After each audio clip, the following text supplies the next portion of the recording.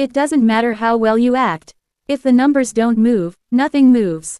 No matter how strong the performance is, no matter how much effort goes into a project, television has one rule that overrides everything else. Ratings decide, and they don't explain themselves. They don't reward discipline, they don't care about intention. They simply respond, or they don't. And this is where the real story of Seçkin Özdemir begins. Not with failure, but with something more frustrating. Rejection without clarity. At first, it doesn't look like a pattern. One project underperforms, that happens. Another struggles, still normal. But then it repeats, again, and slowly, what looked like coincidence becomes something else. A structure. But things didn't go wrong because of acting. That's the first assumption that needs to disappear. Because ratings don't measure talent. They never did. They measure something much more unpredictable. How people feel while watching.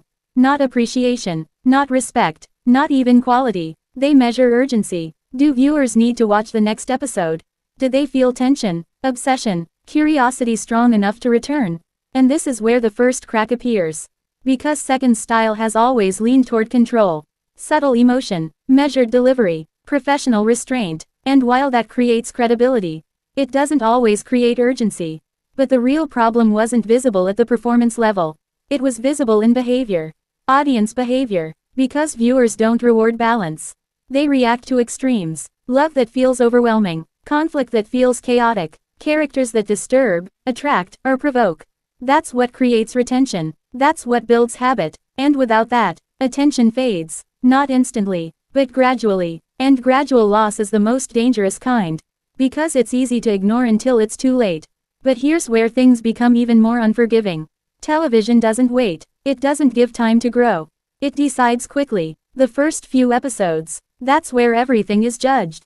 3 episodes. 5 episodes. Sometimes even less. If the numbers are strong, the system leans in. More promotion, more confidence, more patience. But if the numbers are weak, the system pulls back immediately. Budgets tighten, expectations drop, creative freedom shrinks. And this is where many of Seçkin's projects faced their real problem. They didn't fail at the end. They struggled at the beginning. And in television, a weak beginning is almost impossible to recover from. Even if the story improves. Even if the performances deepen. The system has already decided. And once that decision is made, everything that follows is affected. But there's another layer most people don't see. Because ratings are not just about watching. They're about addiction. That's the real currency. Viewers must feel pulled in. They must feel like stopping is difficult. They must feel unresolved tension. And this is where character design becomes critical. Not just how a character is performed, but how they are written. Because calm characters are respected, but unstable characters are remembered. Balanced personalities are appreciated, but unpredictable ones are followed. And this creates a silent conflict. Because Seçkin's characters often existed in control, composed, grounded, emotionally contained, which creates admiration, but not obsession. And admiration doesn't keep people coming back every week. But even that isn't enough to explain everything.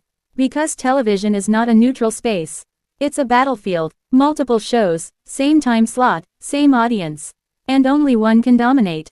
One survives, the rest struggle. And in that environment, being average is dangerous. Not failing, but not leading. That middle space is where shows disappear first.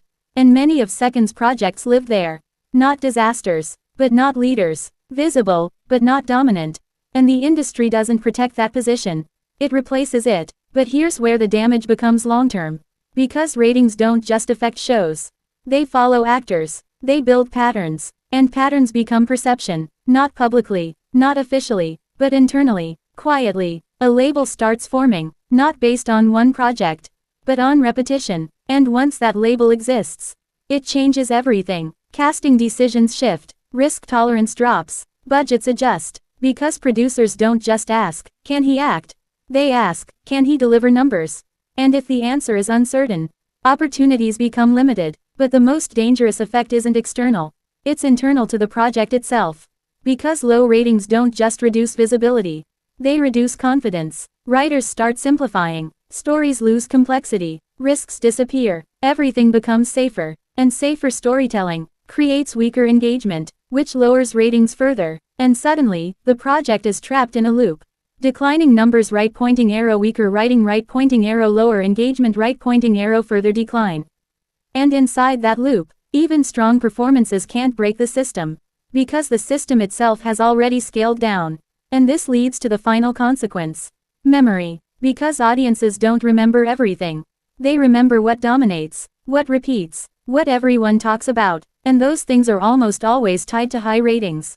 Not necessarily better performances, but bigger reach, more exposure, more repetition, and without that, even good work fades, quietly, not because it lacked quality, but because it lacked amplification. And that's the harshest part of all. Because at the end of it, the question isn't, did he perform well? The question becomes, did people watch? And if the answer keeps coming back uncertain, the system adjusts accordingly. So when you look at the career of Seçkin Özdemir, the pattern becomes clear. It wasn't one failure. It wasn't one wrong choice. It was repetition, projects that didn't fully connect, openings that didn't hold, characters that didn't create addiction, positioning that stayed in the middle, and numbers that never aligned strongly enough to change perception. Because in television, everything eventually comes back to one thing. Not effort, not skill, not even consistency, but engagement, measured, counted, recorded, and once those numbers form a pattern, they don't just reflect reality. They start to define it.